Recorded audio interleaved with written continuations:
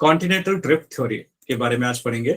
Already we have understood about interior part of the earth, already we have understood about longitude and latitude part, ठीक है ना। So today what will be dealing, आज के class में हम लोग ना कॉन्टिनेंटल ड्रिफ्ट थ्योरी के बारे में पढ़ेंगे।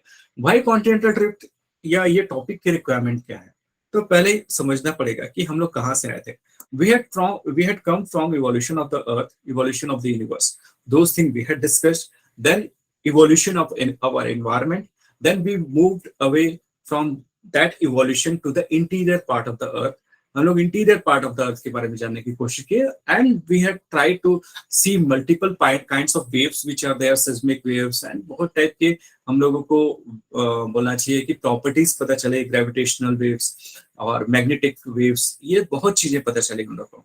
देन हम लोगों ने अर्थ का रेडियस को देखा कि 6000 के आसपास हमारा अर्थ का रेडियस है, और फिर हम लोग ने देखा लॉन्गिट्यूड एंड लैटिट्यूड का एक्सिस्टेंस क्या है, why there is a presence of longitude and latitude, ये सब मैंने देखा।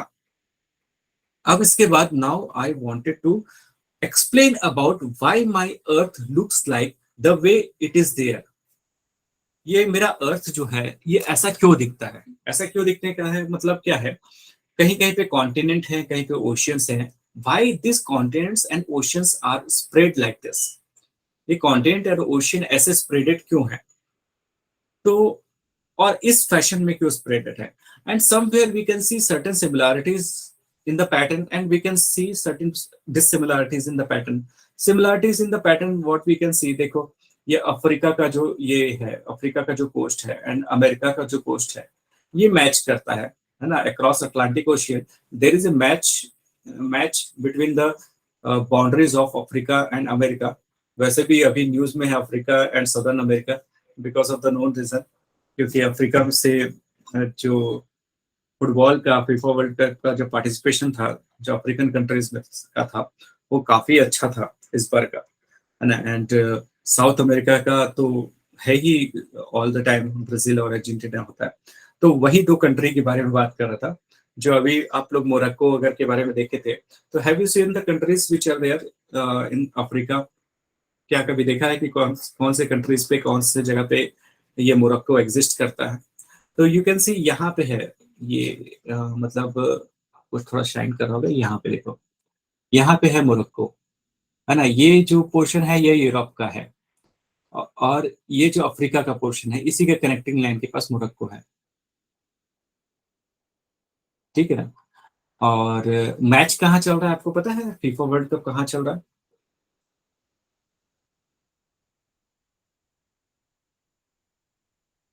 कैन समवन टेल मी कौन से कंट्री में फीफा वर्ल्ड कप चल रहा है?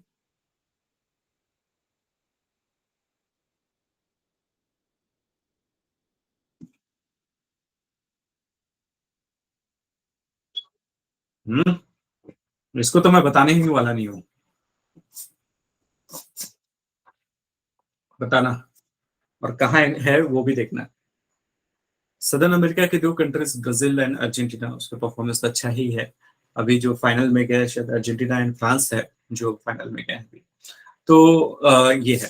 तो France European country, Argentina Latin American country, Morocco was कौन सा country, that is African country. ये तीन कंट्रीज जो थे ये या तीन कॉन्टिनेंट, ये तीनों अलग अलग कॉन्टिनेंट्स है ना। एक यूरोप का है, एक सदर्न अमेरिका का है एंड एक अफ्रीका का है। तो वाई ये जो दिखता है ये इस तरीके से स्प्रेडेड क्यों है उसके बारे में देखते हैं। तो इसके लिए दिस पर्सन जो है इसने एक थ्योरी दिया कि हमारा जो अर्थ है उसमें जो कॉन्टिनेंट्स हैं उसके मूव होने का एक पैटर्न है, और उसको I wanted to explain by my theory that is called continental drift theory. The name suggest what the name suggest, ये नेम से क्या समझ आता है, कॉन्टिनेंट ड्रिफ्ट कर रहा है। If I'll say कि continent is moving and if I'm saying continent is drifting, what's the difference between moving and drifting?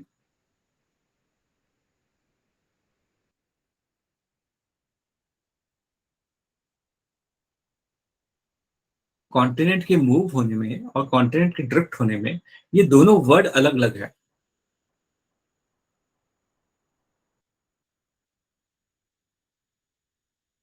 क्या डिफरेंस हो सकता है?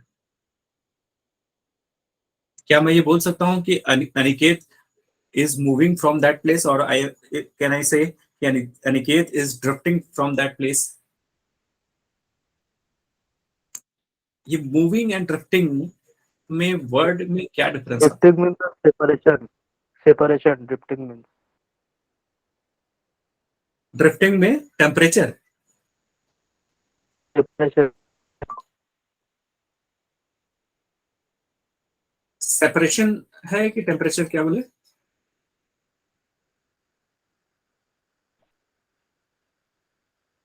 फास्ट एंड फ्यूरियस देखा है ना, एक आध मूवी देखा होगा, फास्ट एंड फ्यूरियस का एक सीरीज है, पूरा ड्रिफ्ट पे ही है।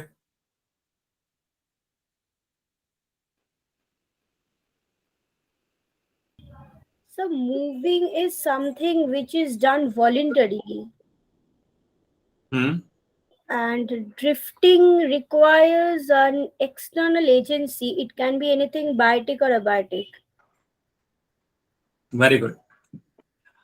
मतलब force is not applied by that person who is moving actually, है ना? इफ फोर्स इज आउटसाइड, अगर क्या है बोल रहे हैं कि चलना और सरकना, है ना?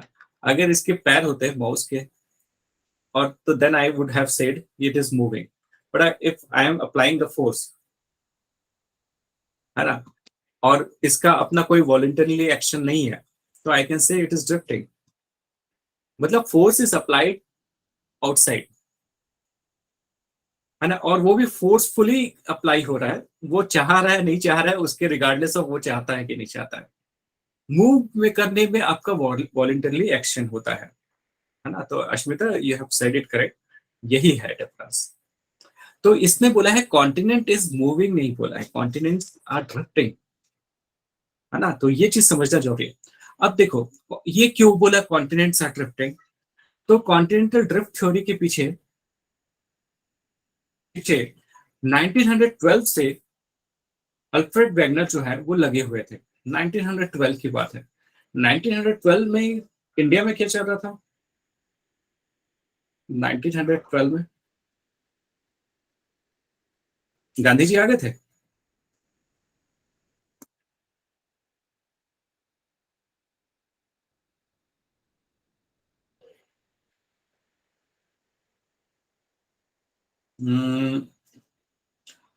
इंडिया का कैपिटल अभी भी कोलकाता था कि it was Delhi now at that time?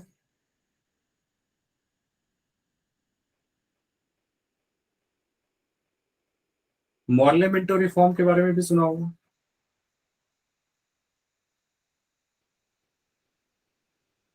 1909 में मॉर्लेमेंटो रिफॉर्म आया था। 1911 में क्या हुआ था?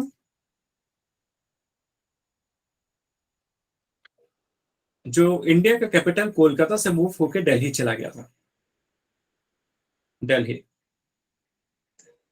एंड 1912 की बात है, मतलब हम लोग अभी भी ब्रिटिशर्स के स्लेव थे, वी कैन से, है ना, कॉलोनीज थे एट दैट टाइम। उस समय की बात है, जिस उस समय अल्फ्रेड वेगनर ने बोला कि दिस कॉन्टिनेंट्स आर मूविंग, और उसके लिए उसने क्या बताया, स्टार्ट कैसे किया कि whole of the continent was club together into the form of single super continent. Single super continent के फॉर्म में पूरा कॉन्टिनेंट एक फॉर्म में था, और दैट वाज कॉल्ड, क्या नाम था उसका सिंगल सुपर कॉन्टिनेंट का नाम?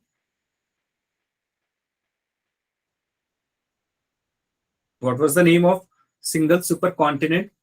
चाइल्डहुड में पढ़ते आए हम लोग उसको, Pangea. पैंजिया, है ना, पैंजिया। तो एक जितने कॉन्टिनेंट्स हैं वो सिंगल सुपर कॉन्टिनेंट के फॉर्म में थे, दैट इज कॉल्ड पैंजिया। रफली अराउंड 200 मिलियन ईयर्स अगो, 200 मिलियन साल के आसपास। अब आप जियोलॉजिकल हिस्ट्री में याद होगा 200 मिलियन ईयर्स के आसपास क्या चल रहा था? 200 मिलियन ईयर्स के आसपास क्या चल रहा होगा? फॉरेस्ट इवॉल्व हो गया था। यस, फॉरेस्ट इवॉल्व हो गया था, क्योंकि around 400 million years ago plant आ चुके थे। तो 200 million years, if you remember, that was the age of Jurassic only, dinosaur का ही टाइम था, है कि नहीं? That was the time of dinosaurs.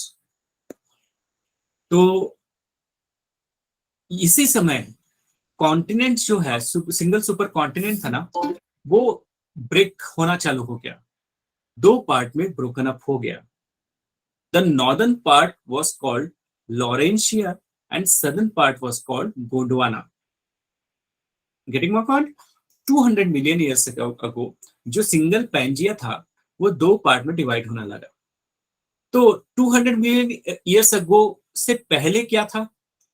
तो उस समय एक सिंगल सुपर कॉन्टिनेंट था, वो पैंजिया बोल रहे थे, एंड इसलिए सिंगल एक ओशियन था, उसको हम लोग क्या बोलते हैं?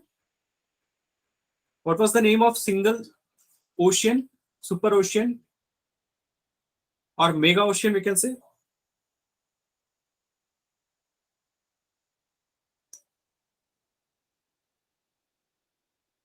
पैंथालासा, ठीक है ना? तो एक पैंजिया एंड पैंथालासा, ठीक है। There was no Pacific Ocean we can say, और अटलांटिक ओशियन, इंडियन ओशियन।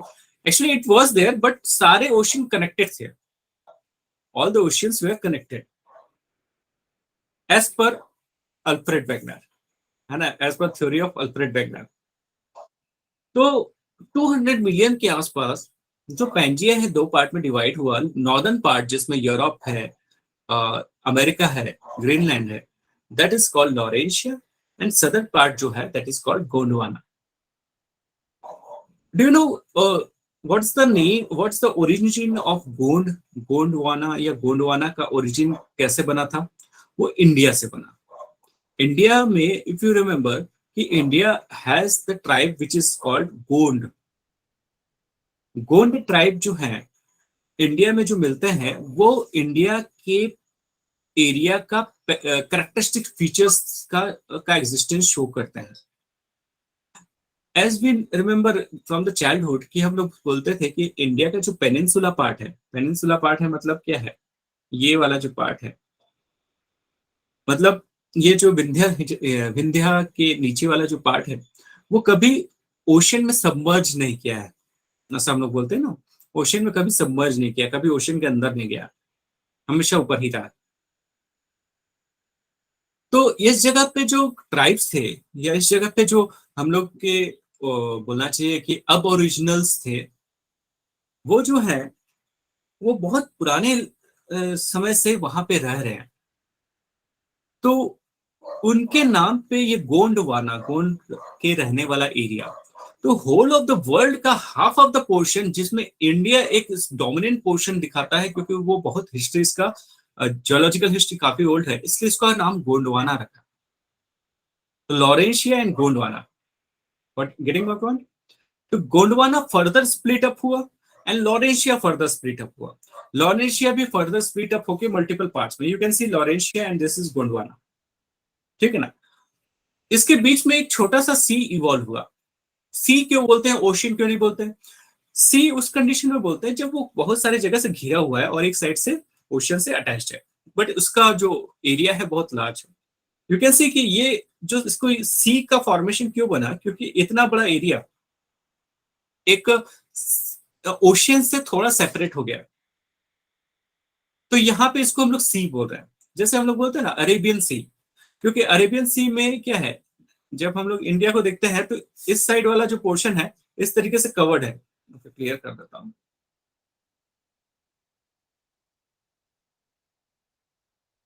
मैंने इसे अरेबियन सी, तो इस जगह वाला पोर्शन है इस तरीके से पूरा कवर्ड है, तो ये इंडियन ओशियन का पार्ट बनाता है। तो Arabian sea you can see इतने पोर्शन से घिरा हुआ है। वैसे बे ऑफ बंगाल जो बोलते हैं तो वो भी इस तरीके से घिरा हुआ है। तो that's why though it is the part of Indian Ocean, वैसे though that was the part of Panthalassa only, but separately इस पोर्शन को हम लोग टेथिस सी बोलते हैं, ठीक है ना, टेथिस सी बोलते हैं। देन फर्दर ये जो गोंडवाना है इसमें फर्दर ब्रोकन अप हुआ, southern America, Africa, India, Australia, Antarctica, इस में फर्दर स्प्लिट अप हुआ। You can see this picture इस तरीके से, जैसे पैंजिया किस तरीके से स्प्लिट अप हुआ according to theory of Alfred Wegener. और इस तरीके से स्प्लिट होके ये 200 मिलियन ईयर्स के आसपास धीरे से ये नॉर्दर्न पार्ट में आपको कॉन्टिनेंट जो जिस तरीके से दिखते हैं वैसे ही हैं, और सदर्न पार्ट में कॉन्टिनेंट जैसे दिखते हैं वैसे ही है। इनिशियली देखो इंडिया यहाँ पे था, सदर्न हेमिस्फीयर में था, later on it became part of northern hemisphere. मतलब India was very near to South Africa, Antarctica, Australia and Antarctica. You can see, देखो कितना पास में है इंडिया, इवन मेडागास्कर के भी काफी नजदीक था। तो सदर्न हेमिस्फीयर पे कितना नीचे चला जाने के बाद ये नॉर्दर्न हेमिस्फीयर में मूव किया। And here also there is a splitting, Africa and southern America is getting splitted. Here also Russia and America is getting splitted. तो you can see in this manner what Alfred Wegener has taken a thought कि ये इस तरीके से हुआ होगा। अब इसके पीछे उसने एविडेंस दिया, इसने बोला कि कॉन्टिनेंट्स आर मूविंग या continents are drifting, that's for sure. तो सब लोगों ने, जो उस समय के ज्योग्राफर्स थे, वो लोगों ने बोला कि क्या पागल है, कॉन्टिनेंट्स कैसे मूव करेंगे, just because there is a similarity between the coast line of Africa and America, we cannot say कि the continents are drifting or continents are moving। तो उसके ईगो पे हर्ट हो गया, किसके? अल्फ्रेड वेगनर के। he suggested कि I will show you certain evidence, I'll have to teach them lesson कि what I am saying it is correct। तो ওনাদের লোককে বুঝাতে হবে, है ना, কি করে বুঝাবো? तो की कोरे बुझाओ के कारण से उसके लिए कुछ रीजन निकाला, एविडेंसेस निकाला। And what are the evidence? Alfred Wegener was meteorologist. Meteorologist मतलब बोलना चाहिए कि ही वाज नॉट जियोलॉजिस्ट। वो मौसम, वेदर का के लिए एक्सपर्ट था, वो जियोलॉजिस्ट के हिसाब से नहीं था।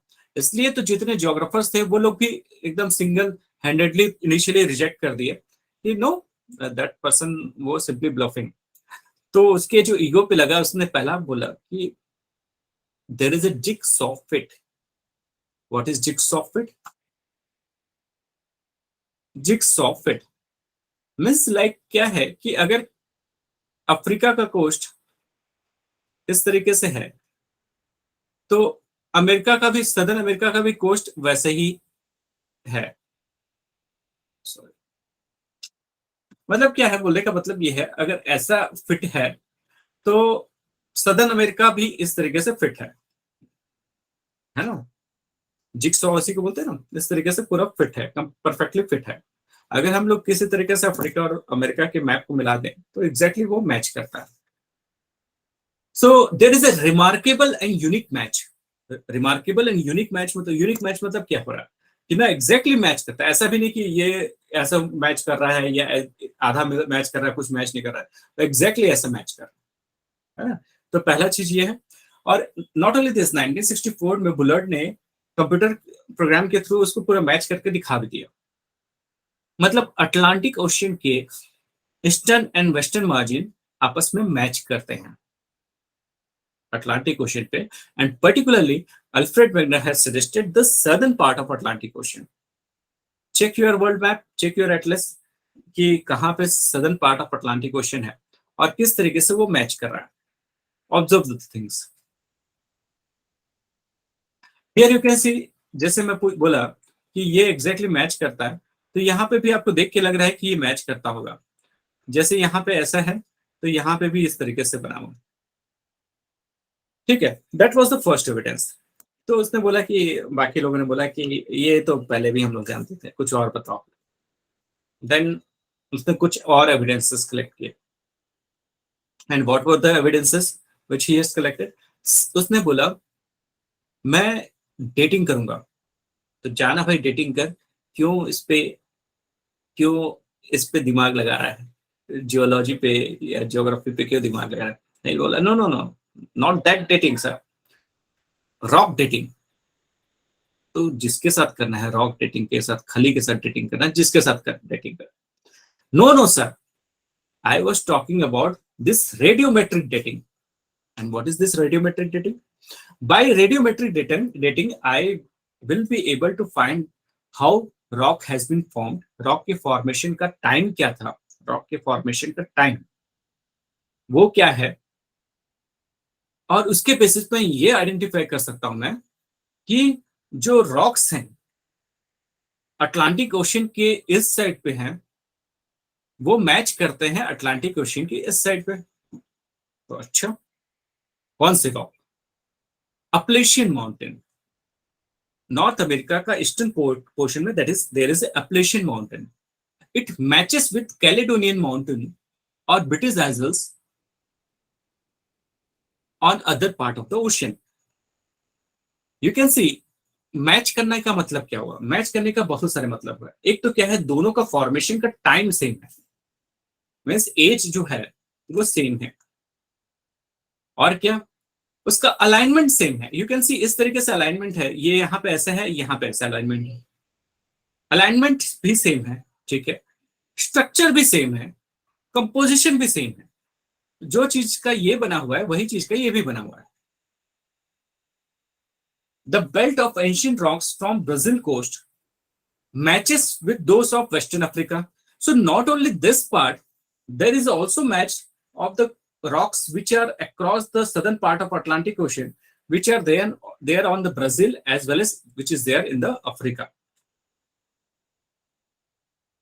So in this manner, what we can say कि earlier ये ocean जो है ये exist नहीं करता था, ocean exist नहीं करता था, ये attached था, क्योंकि इधर वाला पार्ट भी मैच किया, इधर वाला भी पार्ट मैच किया।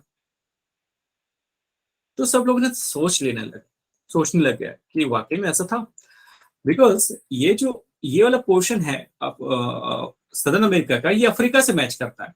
वैसे ये वाला जो पोर्शन है ये ग्रीनलैंड एंड अमेरिका से मैच करता है। तो इस तरीके से व्हाट वी कैन सी कि रॉक्स जो है इतने मैच कर रहे हैं, तो जितने जियोलॉजिकल कम्युनिटी वाले थे वो लोग फिर से सोच लेने लगे। पर इस बार फिर से उन लोगों ने बोला कि चल पायल भाग जाए यहाँ से, कभी डेटिंग की बात करता है, कभी जिक्सॉ फिल्ड की बात करता है, तो निकल जाए यहाँ से। तो फिर से इसको ईगो में आया कि ही वाज फ्रेडी मूवी देखा होगा, फ्रेडी है ना, कि उसको बार बार लात मारेंगे फिर आएगा वो। बहुत अच्छी लगी मुझे, बोले कार्तिक आर्यन की मूवी, अच्छा एक्टिंग किया। तो वो वैसे ही था, वो बोला कि एक और चीज मैं लेके आता हूँ। तो what's the new evidence? He suggested कि there is a tillite deposit.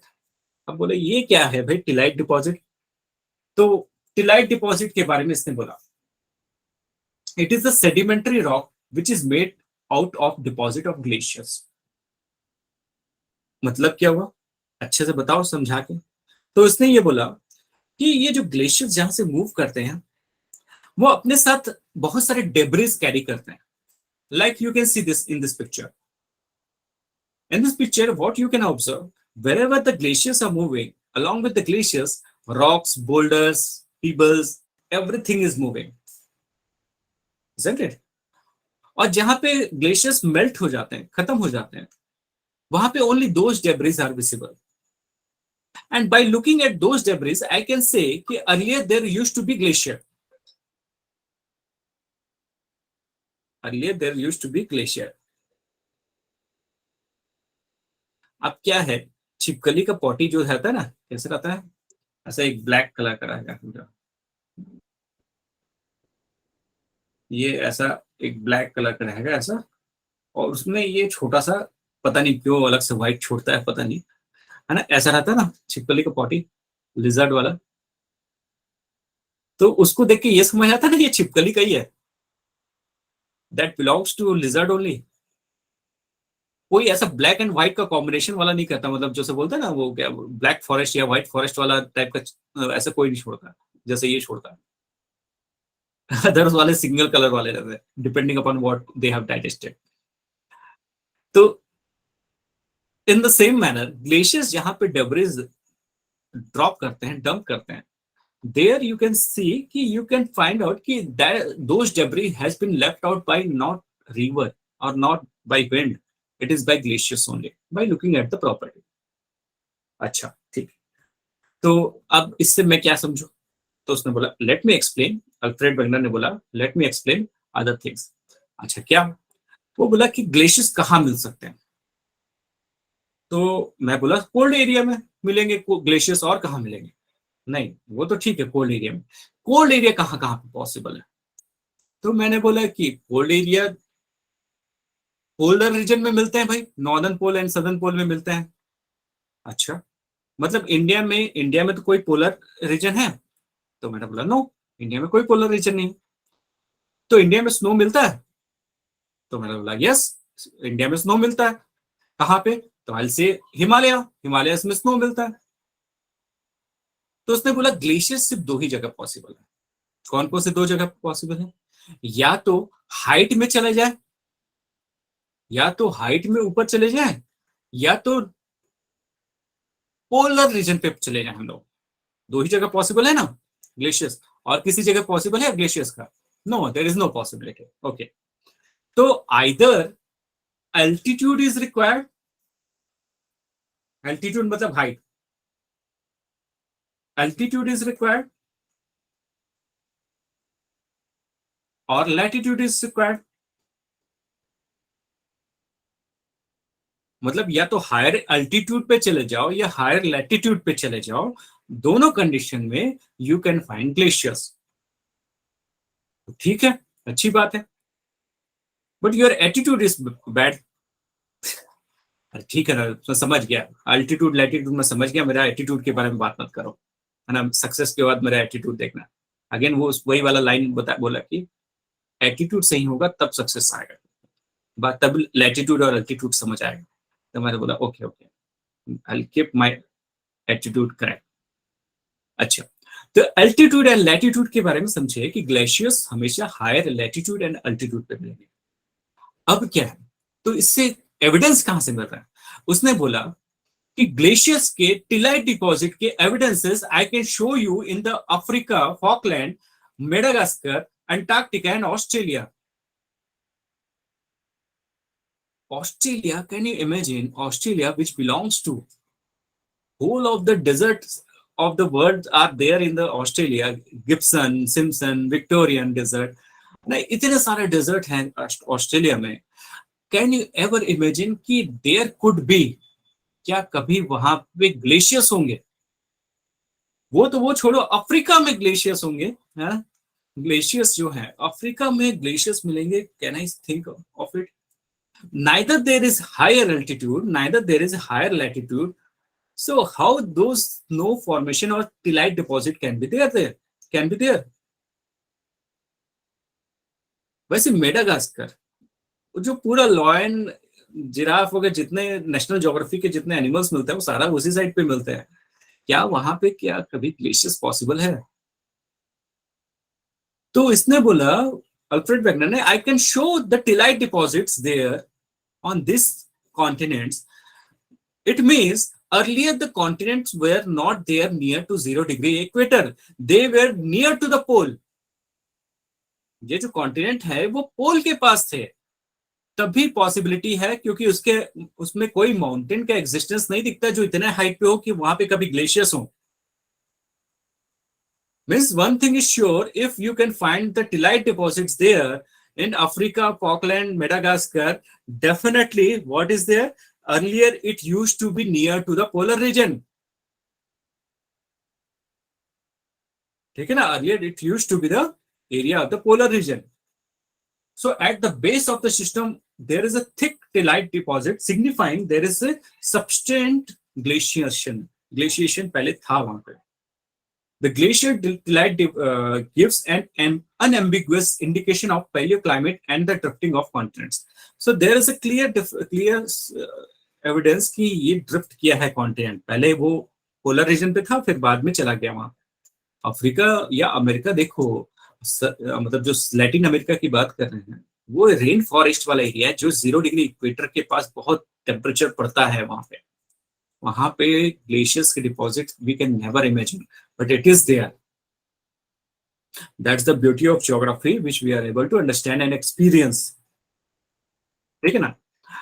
तो this kind of the debris are there, tillite के डिपॉजिट के इस तरीके से होते हैं। तो अगर ये आइस मेल्ट भी हो गया तो स्टिल वी कैन सी और वी कैन फिगर आउट कि earlier there used to be glacier. तो ये 3 एविडेंस के बाद सब लोग ने का जो मुंह है वो ऐसा खुला रह गया, यार ये तो बहुत सही चीज बता रहा है करके। अब वो पूरा कॉन्फिडेंस में, मतलब अब अल्फ्रेड वेगनर पूरा फुल ऑन कॉन्फिडेंस में आ गया। तो इसने बोला अब नया चिड़िया लेके आया। कौन सा चिड़िया? That is placer deposits. Placer deposits में लेके आया। अब ये क्या है भाई placer deposits? The deposits which doesn't belong to its original place is the placer deposit। तो वो बोले अच्छे से समझाओ, हिंदी बांग्ला कोई इंडियन लैंग्वेज में समझाओ, मेरे को ये सब चीज मत समझाओ। तो फिर उसने एक्सप्लेन किया, प्लेसर डिपॉजिट का मीनिंग ये है कि कहीं पर डिपॉजिट मिलना जिसका सोर्स इज मिसिंग, या सोर्स उसके उस प्लेस पे नहीं है। मतलब क्या हुआ? फॉर एग्जाम्पल अनिकेत के घर में गोल्ड का माइन है बड़ा सा। अनिकेत के घर में गोल्ड का माइन है बहुत सारा, तो उसके कचरे में भी गोल्ड ही निकलेगा, है ना। वो उसके इतना बड़ा गोल्ड का माइन है, तो हवा में भी वहां से जो हवा जो विंड ब्लो होगी उसमें भी गोल्ड के कुछ पार्टिकल्स, या वहां से रिवर बहेगी वहां पे भी गोल्ड, या उसके सेप्टिक टैंक में वहां पे भी गोल्ड के कुछ पार्टिकल्स मिलेंगे, because it is the source. बहुत बड़ा सोर्स है निकेत के घर में गोल्ड का माइन का, या गोल्ड के माइन है वहां पे। बट अगर मैं बोलूं अश्मिता के घर में भी गोल्ड मिला, तो देर आर मल्टीपल पॉसिबिलिटीज कैसे गोल्ड मिला अश्मिता के घर में। तो पहला एक पॉसिबिलिटी ये है कि अनिकेत कभी आया होगा उधर घर में, उसके घर में, अश्मिता के घर में, और कुछ गोल्ड ले जाके छोड़ दिया होगा। बहुत रिच है ना वो, अशरफियां, सोने जवाहरात जवाहरात सब लेके आया रहता है ना, वो सब छोड़ दिया। तो वो पॉसिबिलिटी, तो वैसा पॉसिबिलिटी है नहीं। नाइदर अश्मिता ने कभी अनिकेत को देखा, ना अनिकेत ने अश्मिता को देखा, ना कभी मिले। तो वहां पे गोल्ड के डिपॉजिट कहाँ से आए? तो अश्मिता ने बोला कि अनिकेत के घर के पास से जो नाला निकलता है, अनिकेत के घर के पास से जो नाला निकलता है, वो नाला यहां से भी जाता है। नाला मतलब कैनाल, या जो भी आप बोलो, जो भी बोलते हो, है ना, ड्रेनेज हो, सीवेज हो, जो भी है ना, वो मेरे घर के पास से भी आता है, और उसके कारण से मेरे यहाँ भी थोड़ा बहुत डिपॉजिट्स आ जाते हैं। तो क्या आई कैन से कि अश्मिता के घर में जो डिपॉजिट है वो उसका ओरिजिनल डिपॉजिट है, कि ये इसका प्लेसर डिपॉजिट है? Then you will say कि it is the placer deposits because the source is missing. Source is there in the Aniket's home. Aniket के घर में सोर्स है, एंड डेस्टिनेशन कहां पे है? ये अश्मिता के घर पे है। अगर ये जो रिवर है, या जो नाला है कंटिन्यूसली अनिकेत के घर से अश्मिता के घर तक जा रहा है, तो later on what she will realise कि कई मिलियन ईयर्स के बाद वहां पे बहुत बड़े डिपॉजिट्स मिल जाएंगे। तो बाय लुकिंग एट, अगर मेरे को अनिकेत का घर पता भी नहीं हो, बट अश्मिता के घर का में गोल्ड का देख के मेरे को यह समझ आ जाएगा कि ये गोल्ड एक्चुअली ओरिजिनल यहाँ का नहीं है। It belongs to some other place and it has been brought by some agent of the erosion, that may be river, that may be glaciers, that may be wind. कोई ना कोई लेके आया है यहाँ पे, कोई एजेंट रिस्पॉन्सिबल है। तो इसलिए क्या है कि ये जो अटलांटिक ओशियन में किसी भी कोस्ट पे कई बार डिपॉजिट्स मिलते हैं जिसका सोर्स मिसिंग है। For example, there is a rich placer deposits of the gold in Ghana coast. Ghana कहां पे है? यहाँ पे घाना में के कोस्ट में गोल्ड का रिच डिपॉजिट है, but source rock is missing. There is a complete absence of the source rock, while the gold bearing veins are there in the Brazil, and the gold deposits of Ghana are derived from the Brazil plateau। Brazil में actually में Brazil में gold के प्लेटू हैं, Brazil में gold के प्लेटू हैं, and इसका deposit यहां पे हुआ है। अब इसमें क्या पॉसिबिलिटी है कि ओशियन की लहरें जो होती है उसको बहा के लेके चली गई। बट ओशियन इस तरीके से ऐसा मूव नहीं करता, है ना। ओशियन में करंट्स होते हैं, दैट्स फॉर श्योर। वो करंट नहीं, वो वाला करंट होता है जिसको क्या बोलना चाहिए, उसको बोलते हैं जलधारा, है ना, बचपन में पढ़े हो गए जलधारा, करंट्स, ओशियनिक करंट्स। तो होते तो है, पर इस लेवल का डिपोजिशन जो यहाँ पे घाना में है, that is remarkable. What used to be there earlier, जब अफ्रीका एंड ब्राजील जब अटैच टुगेदर थे, दैट टाइम ब्राजील की रिवर्स ने यहाँ पे डिपॉजिट किया होगा इस जगह पे, और वो घाना का भी कोस्ट में भी डिपोजिशन होगा क्योंकि दोनों अटैच थे। लेटर ऑन घाना उधर सेपरेट हो गया, तो the placed deposits are there, but source is there in the Brazil, source is there is the in the Brazil. So that is the placed deposits. So that is also one of the evidence. जैसे कोई इस हमारे जो आप लोग 3-4 लोग हो, उसमें से कोई झारखंड गया है कभी? झारखंड? Yes sir. अच्छा, कौन, अनिकेत की जीत गए हो? अनिकेत। अनिकेत, झारखंड में कहाँ गए हो? यही सर, आसपास कुमारडुबी। अच्छा, पूरा घर के बगल में ही है, सिर्फ एक रिवर क्रॉस करना पड़ता है बस।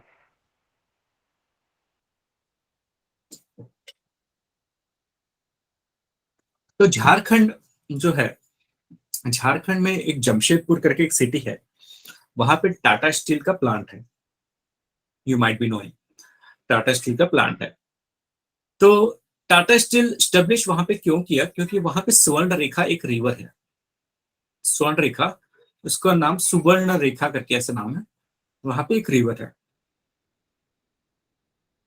ये जो रिवर है, झारखंड में बहुत सारे प्लेटूज हैं, वहां से फ्लो होके आती है, and it drains into bay of Bengal, bay of Bengal में ड्रेन करती है। इस रिवर का नाम सुवर्ण रेखा है या स्वर्ण रेखा, संस्कृत में अगर बोलेंगे स्वर्ण रेखा मतलब गोल्ड वाला, गोल्डन रिवर। तो ये गोल्डन रिवर इसका नाम क्यों पड़ा? तो यू शुड बी नोइंग कि Jharkhand is the state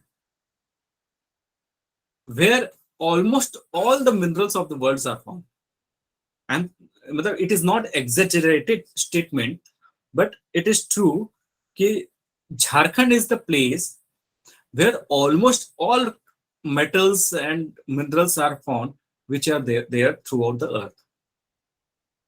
Even gold deposits are also there. सिर्फ कोलार गोल्ड फील्ड में गोल्ड नहीं है ना, कोलार केजीएफ जो है ना, या हट्टी माइंस में या कर्नाटका में गोल्ड नहीं है, कुछ झारखंड में भी है। और वहां से जब रिवर कहीं पे फ्लो होती है तो that drains into bay of Bengal. So some people are having job, daily job, कि व्हाट दे डू, कि वो दिन भर में उस रिवर में से ऐसा कुछ एक्सट्रैक्ट करते हैं, कुछ गोल्ड के पार्टिकल्स, और उससे गोल्ड निकालते हैं, और इसलिए सोना उगलती है नदी, ऐसा टाइप का। तो क्या है, सोचो आप आईएएस बनोगे, आईएएस बनोगे तो आप लोग का क्या है कि मंथली सैलरी करीब रफली 1 लाख पर मंथ कुछ होगा, है ना। गवर्नमेंट में ज्यादा सैलरी नहीं होती, तो ये तो डिपेंड करता है आपकी कैपेबिलिटी कितनी है। गवर्नमेंट की सैलरी को तो कोई उठाता भी नहीं होगा, है ना, बाकी आपका पोटेंशियल के ऊपर है। तो व्हाट आई एम सेइंग, आपका 1 लाख पर मंथ का सैलरी है, मतलब क्या है, पर डे 3000 कमाते हो, पर डे 3000 कमाते हो, क्योंकि 3 इंटू 30 90,000 हो गया, मतलब रफली 3500 के आसपास कमाते हो। अब ये लोग जो हैं रिवर में, ये लोग क्या करते हैं, दिन भर में कुछ ना कुछ करके एक आध ग्राम मिल गया, what's the cost of 10 grams of gold in today's time? 5,000, 54,000 पर तोला, पर 10 grams, मतलब 5,400 पर ग्राम्स। मतलब अगर इन लोग को दिन भर में 1 ग्राम का सोना मिल जाता है तो 5,400 का 5,400 का इनका एक दिन का इनकम। और 5400 को इन लोग मल्टीप्लाई करें 3 बार में, 30 डेज में, तो इनका 1.5 लाख से ऊपर का पैकेज है मंथली। और इसको ईयरली पैकेज निकाला जाए तो 18 lakhs से ऊपर का पैकेज है yearly, which is equivalent to the person who has studied in IIM and IITs. So what you should be doing in the part-time job कि आप वहां जाके गोल्ड निकालते रहो, है ना, दिन भर बैठ के गोल्ड निकालते रहो और उसमें कमा लो। That's why money doesn't bring the prestige which IAS job brings, है ना। हम लोग अगर मनी ही सारा चीज होता तो हम लोग ये भी काम कर सकते थे, है ना। इवन फुचका वाला भी जो अगर अच्छे से कमाना चाहे तो वो 5000 पर डे निकाल सकता है। But it is not the money for which we are preparing this examination, it is something else and something which is non tangible. And non tangible में कौन सा चीज है? दैट इज प्रेस्टीज, ठीक है ना, रेस्पेक्ट। एनीवेज, तो what I was saying कि ये जो प्लेसर डिपॉजिट है, इनको भी यहाँ पे अगर गोल्ड के डिपॉजिट्स मिलेंगे तो that will also be called प्लेसर deposits, ठीक है ना। अच्छा, तो इतने सारे एविडेंसेस दिया किसने? अल्फ्रेड वेगनर ने दिया। देन और भी एविडेंसेस हैं, और एविडेंसेस में इसने बोला कि distribution of the fossils. What is the distribution of fossils? He suggested कि not only there are the differences, there are the similarities in the deposition of the abiotic thing, but also the deposition of the biotic things. अब वो कैसे हुआ? इसने बोला कि एक animal है lemur. Lemur is the animal which belongs to forest, and that lemur is not good swimmer. But we can find the fossils of lemur across the continents. Across the continents मतलब Africa में भी मिलेंगे, America में भी मिलेंगे, और बाकी जगह पे भी मिलते हैं, ऑस्ट्रेलिया वगैरह में भी मिलते हैं। तो आप बोलोगे कि सर क्या डिफरेंस है उसमें? क्यों मिल सकते हैं भाई सर, हमारे यहाँ भी लॉयन मिलता है, बाकी घर में ही लॉयन मिलता है, हमारे यहाँ भी चीता मिलता था और बाकी जगह भी चीता मिलता है, तो सर तो वो तो सेम ही है। तो आई विल से कि no, it is not same, completely same नहीं है। क्यों? क्योंकि जैसे ही यहाँ का, इवन यहाँ का भी डॉग, वेस्ट बंगाल का डॉग सिक्किम पहुंचता है तो वो फर वाला बन जाता है ना। उसके यही डॉग को देखोगे वहां पे सिक्किम में जाओगे तो पूरा फर वाला डॉग दिखेगा, है कि नहीं? तो क्या है कि there is a variation also, मतलब देयर इज, इवन इंडिया के भी लोगों को देखा जाए तो हर एक एरिया में लोगों में वेरिएशंस हैं, isn't it? By looking at someone you can say कि that person is Bengali or that person is not Bengali, है ना। तो आप इसको देख के भी समझ जाते हो, स्ट्रक्चर देख के समझ जाते हो कि that person belongs to Bengal or not। तो वैसे इंडियन है नहीं है ये भी समझ जाते हो। तो वैसे क्या है, लेम्यूर्स अगर एक कॉन्टिनेंट से दूसरे कॉन्टिनेंट में मिलते हैं तो एटलीस्ट वेरिएशंस तो आने चाहिए ना। But what we can find कि the fossils of the lemurs which suggest that same variety, same species of the lemurs are found across the continent. Not only, and lemurs are not good swimmers.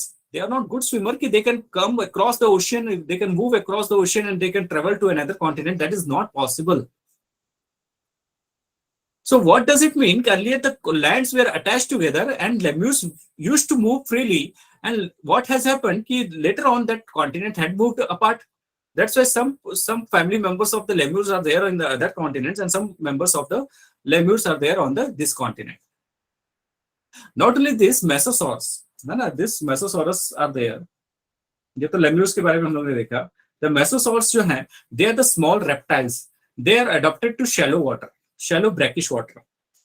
ये जो Mesosaurus होते हैं ना, ये they are not good swimmers. They are simply a animal of the brackish water. Brackish water मतलब जो ज्यादा saline भी नहीं है, जो ज्यादा फ्रेश भी नहीं है, दोनों के बीच का। और वो शैलो मतलब जो ज्यादा डेप्थ का नहीं है, जो ज्यादा आइलैंड टाइप का भी नहीं है, मतलब उसके बीच का शैलो। तो वैसे भी फॉसिल्स हम लोग को सजेस्ट करते हैं कि भाई हर जगह पे मेसोसॉर्स के आपके फॉसिल्स मिलते हैं। व्हाट डज इट मीन कि अर्लियर ये जो एनिमल्स हैं, they used to freely move from one continent to another continent without any hindrance, but nowadays they are not able to move. So that is also one of the evidence. trust me, the evidences which were there for the Alfred Wegener, which make him popular rather than the theory itself, because the continental drift theory is not actually correct, but the evidences which has been collected by this Alfred Wegener was excellently drafted and proven. So that's why ये जो Alfred Wegener का contribution ना actually इससे है, इसलिए अभी भी continental drift theory को हम लोग पढ़ते हैं, and UPSC still asks questions from those area. Then एक और आपको एविडेंस बताता हूं. अब क्या है, अनिकेत तो स्ट्रॉन्ग पर्सन है ना. अनिकेत क्या है, आज उसको डांट पड़ी तो अनिकेत आज अच्छे से पढ़ाई किया है ना. तो अनिकेत ने बहुत अच्छे से आज पढ़ाई किया. तो आज क्या है, गर्लफ्रेंड का फोन भी रिसीव नहीं किया है ना. आज गर्लफ्रेंड का फोन भी रिसीव नहीं किया, तो उसकी गर्लफ्रेंड एकदम गुस्सा आने लगे है ना, एकदम कि कैसे फोन नहीं रिसीव किए, इतना क्या है यूपीएससी का तैयारी करना, ये क्या है वो क्या है, पूरा एकदम उसको फिर मैसेज आया, व्हाट्सएप आया, सब चीज आया. तो इसने अनिकेत ने सब जगह से ब्लॉक कर दिया. अब उसने सोचा कि अनिकेत नहीं तो कुछ नहीं, now it is end of the world, now I go for suicide है ना, मैं सुसाइड करने जाऊंगी करके. तो फिर अनिकेत को लगा कि नहीं यार, वो मेंटली थोड़ा जल्दी डिप्रेशन में आ जाती है, तो आई शुड कॉल हर. तो उसको कॉल करके, now she is not going for this kind of things, तो सुसाइड वो इसलिए नहीं जा रही है ना. वैसे फिर भी मन में सोचा या तो ऐसे ही डरा रही थी करके, वो वैसे भी नहीं करने वाली थी, और इसके लिए अनिकेत के लिए कौन सुसाइड करेगा करके. खैर, that's the different part of the story.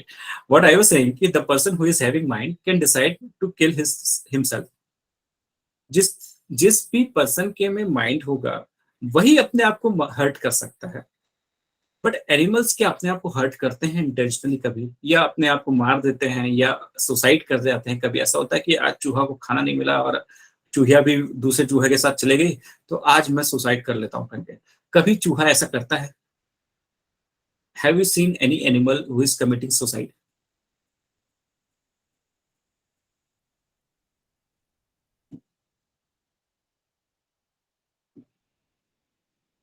जीत, आपने देखा होगा ना, किसी एनिमल को सुसाइड करते देखा है क्या? एक ही एनिमल है, एक ही एनिमल सुसाइड किया था. जब सलमान खान ने किसी वो ब्लैक बक के गोली मारा था ना, शूट किया था, तो सलमान खान तो फ्री हो गया. तो अल्टीमेटली हुआ क्या, ब्लैक बक तो मरा है, ये कंफर्म है. मतलब क्या हुआ है कि ब्लैक बक जो है उसने सुसाइड किया होगा, तभी तो. अब और कैसे मरेगा? उसको गोली भी लगी है ब्लैक बक को, और सलमान खान ने मारा भी नहीं और किसी ने नहीं मारा, पर वो मर गया. तो मतलब ब्लैक बक क्या किया होगा? ब्लैक बक क्या होता है, वो एक काइंड ऑफ हिरन टाइप का, डियर टाइप का समझ लो ना. वो क्या किया होगा, गन लिया होगा, इसमें मार दिया होगा अपने आप को ना. तो एक ही केस जानते हैं हम लोग जिसमें सुसाइड वाला, बाकी कोई केस नहीं है. जैसे वो 4 लोग सोते सोते मर गए थे ना सलमान खान की गाड़ी से, है ना, तो उसमें भी सलमान खान ड्राइवर नहीं था, कोई नहीं था, चला रहा था, उसमें भी ऐसा था. एनीवेज, तो what animal behaviour, like as per animal behaviour, like animal suicide कर सकता है ना सर?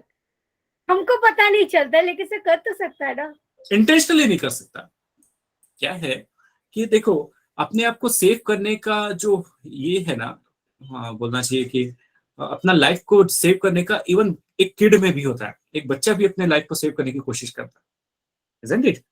वैसे एनिमल को समझ लो कि उनके में तो कॉन्शियसनेस नहीं है ना एनिमल्स में, बट अपने लाइफ को सेव करना, अपने जनरेशंस को आगे बढ़ाना, या अपना जो हंगर है उसको हटाना, ये सबको तो वो कर पाता है ना. उतना ही चीज तो है ना, मतलब जो बेसिक इंस्टिंक्ट्स बोलते हैं ना, वो उनको है, बट कॉन्शियसनेस नहीं है. ये अपने बॉडी के लिए कॉन्शियसनेस नहीं है कि आज मुझे, डॉग को लगे कि आज मुझे अच्छा दिखना है, थोड़ा सा शेविंग वेविंग करके निकलेगा, वैसा नहीं है कॉन्शियसनेस, है ना.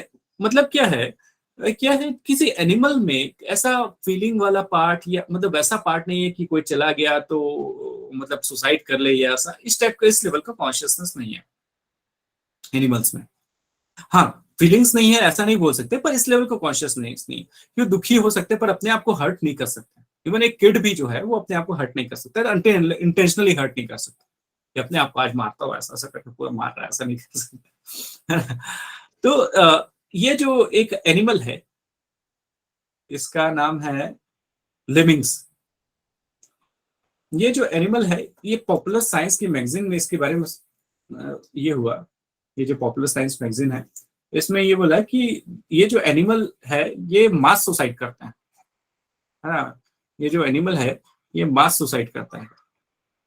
बोले मास सुसाइड क्यों करते हैं भाई, ऐसा क्या हो गया कि एक तो हुआ था जौहर सुने हैं पद्मावत के समय में, है ना, ये मास सुसाइड इन लोग क्यों कर रहे हैं भाई, ऐसा तो कोई अलाउद्दीन खिलजी तो आया नहीं है। तो क्या है एक्चुअल में इसके पीछे का रीजन। अब जैसे Norway and Greenland was earlier attached together, Norway and Greenland जो था वो अर्लियर अटैच्ड है एक दूसरे से, but later on what has happened, what might have happened कि दिस ग्रीनलैंड मूव्ड अपार्ट, दूर हो गया, बट यहां से जो एनिमल है यहाँ पे जंप करते हैं कि यहाँ पे ग्रीनलैंड मिलेगा करके, पर ग्रीनलैंड तो चला गया बहुत दूर, तो वो ज्यादा दूर स्विम नहीं कर पाते और उसके बाद सिंक कर जाते हैं, डूब जाते हैं। तो व्हाट हैपन कि they were jumping on the ocean in the hope of the good opportunities and good resources in the other part of the continent, but उनका जीन जो है अभी भी बताता है कि वहां उस डायरेक्शन में कुछ अच्छा है, रिसोर्सेस हैं, उनका जीन बताता है जो कोडिंग हुआ है कई मिलियन ईयर्स से कि इस जगह पे अपॉर्चुनिटीज है, इसलिए उस जगह मूव कर जाते हैं, और अल्टीमेटली व्हाट हैपेंस कि वहां पे कुछ नहीं मिलता या डूब जाते हैं क्योंकि इतना दूर स्विम नहीं कर सकते। So that's why they are committing suicide. So that was also one of the evidence. कोई एवोल्यूशन नहीं है, लाइक अचानक कूद जाता है, डूब जाता है, तो ये लाइक जनरेशन के बाद जनरेशन हो रहा है। हाँ बताते हैं क्या है, जैसे you might be knowing कि there are birds which are migratory in nature, है ना, बर्ड्स जो होते हैं माइग्रेटरी होते हैं, है ना, जो साइबेरिया से आते हैं बर्ड्स इंडिया तक, इंडिया से भी फर्दर और ऑस्ट्रेलिया वगैरह तक जाते हैं बर्ड्स जो होते हैं, कहाँ रशिया से आ रहे हैं। किसने उसको बताया कि इस साइड पे मूव करने से विंटर नहीं रहेगा, यहाँ पे कम विंटर है या इतना यहाँ पे हार्श विंटर नहीं है, कौन बताता है इन लोगों को। Actually everything is encoded in gene. अगर जीन को देखा जाए ना, जीन हम लोग को बहुत सारे बिहेवियर बताता है which we don't know and we have not realised. Like for example एक बच्चा जो होता है उसको हमेशा स्वीट पसंद होता है, क्यों पसंद होता है no one knows, but every kid likes in early stages मतलब बहुत स्टार्टिंग, मतलब जब वो बोलना चाहिए कि इन्फेंट है 1 साल का 2 साल का, उसको ना मीठा पसंद आता है।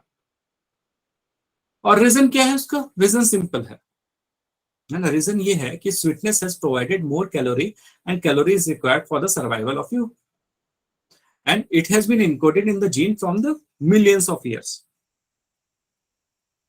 वैसे darkness has reduced the chances of your survival. That's why darkness से एक बच्चा डरता है। बट हमारे यहाँ जब लाइट जाती है तो हम लोग ऐसे नहीं डर जाते, अरे कहाँ क्या होगा, कैसा वो कोई एनिमल आके मार देगा, पर एक बच्चा बहुत डर जाता है। राइट, बिकॉज एनिमल डार्कनेस जो है उनके सर्वाइवल की श्योरिटी को कम किया है पास्ट में, एंसेस्टर के समय में। सो दैट्स वाई ये जो चीजें हैं जीन में इनकोडेड है ना। Later on by our experience वो जीन के एक्सपीरियंस को हम लोग नलीफाई कर पाते हैं, क्योंकि हम लोग फिर बिटर चीजें भी खा पाते हैं। हार्ड वर्क करना is one of the part.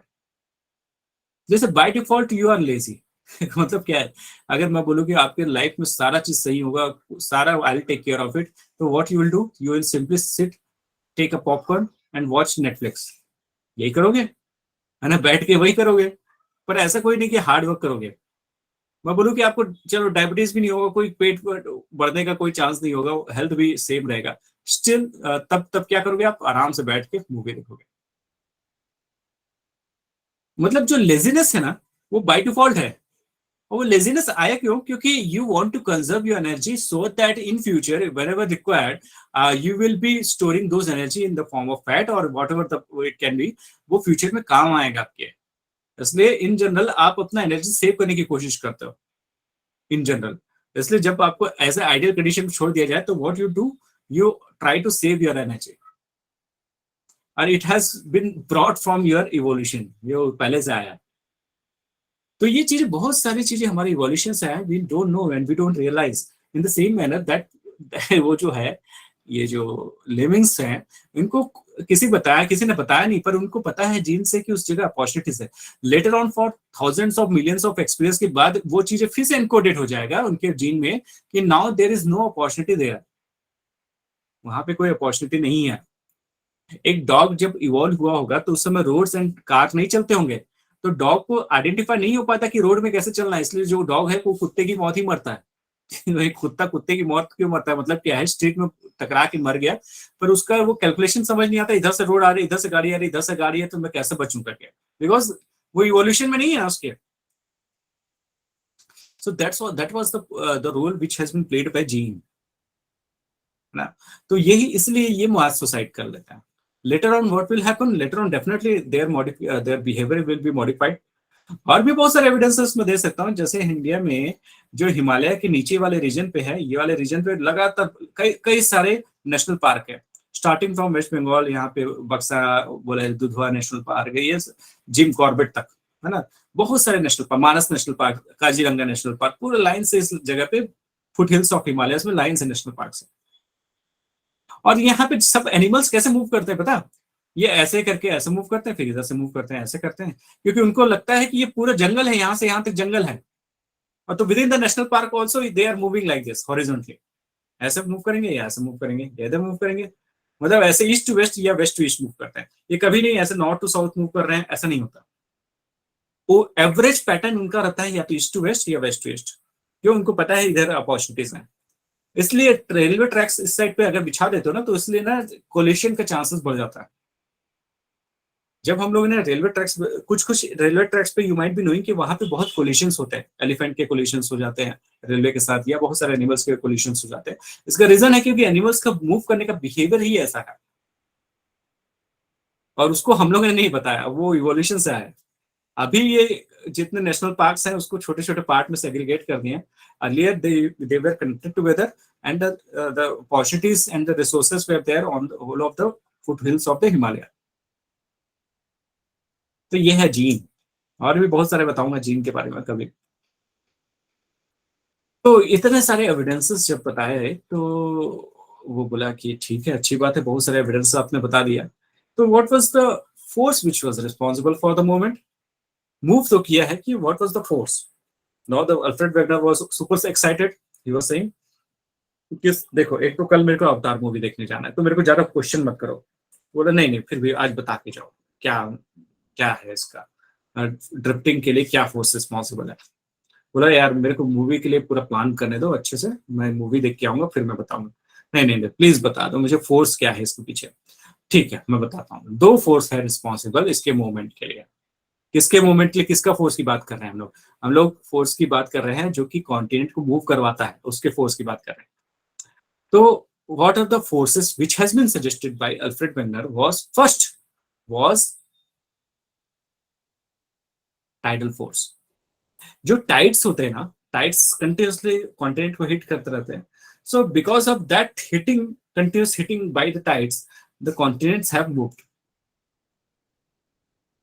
that was the first force which has been suggested by Alfred Wegener, tidal force, tide के कारण से force पड़ा। what was the second evidence? Second evidence he has suggested कि उसने बोला कि एक काम करो, आपको ये फोर्स समझाने के लिए मेरे को क्या करना पड़ेगा, टेक अ ड्रॉप, यहाँ पे ड्रॉप ऑफ वाटर यहाँ पे रखो। बोला ठीक है, यहाँ पे ड्रॉप ऑफ वाटर रख दिया, अब मैं इसको मूव कराया, व्हाट विल हैपन, ये जो ड्रॉप ऑफ वाटर धीरे से सेंटर पे आ जाएगा यहाँ पे, वैसे ये भी जो है ये धीरे से सेंटर पे आ जाएगा। क्यों, क्योंकि ग्रेविटी इज मोर हियर, ये दोनों जगह पे ग्रेविटी ज्यादा है ना पोलर रीजन पे, पर यहाँ पे ग्रेविटी कम है, so that's why all the continents will move towards polar region, और इसको हम लोग बोलते हैं polar fleeing force। because of the rotation of the earth, polar fleeing force के कारण से जितने continents हैं वो polar and northern pole and southern pole में move हो जाते हैं। these are the two forces which are responsible for the movement of the continents। तो ये है कॉन्टिनेंटल ड्रिफ्ट थ्योरी के बारे में। इसके अलावा भी कुछ एविडेंसेस हैं जिसको मैं अभी वीडियो से बताऊंगा, I can show you certain video. तो ये इतना part is clear to you all, ये पार्ट पूरा क्लियर है आप लोग के लिए? Yes sir. हाँ यस सर। हाँ, क्योंकि यहाँ तक अगर क्लियर होगा ना तो मैं आपको और भी चीजें बताऊंगा जो प्लेट टेक्टोनिक्स पे जो नेक्स्ट क्लास में बताने वाला, ठीक है। तो सिंपली सी दिस वीडियो और उसके बाद मैं आपको एक्सप्लेन करता हूँ कुछ और भी चीजें, है ना। इसी अल्फ्रेड वेगनर से रिलेटेड मैं और कुछ भी चीजें सजेस्ट करता हूँ, एक वीडियो को देखो आप लोग।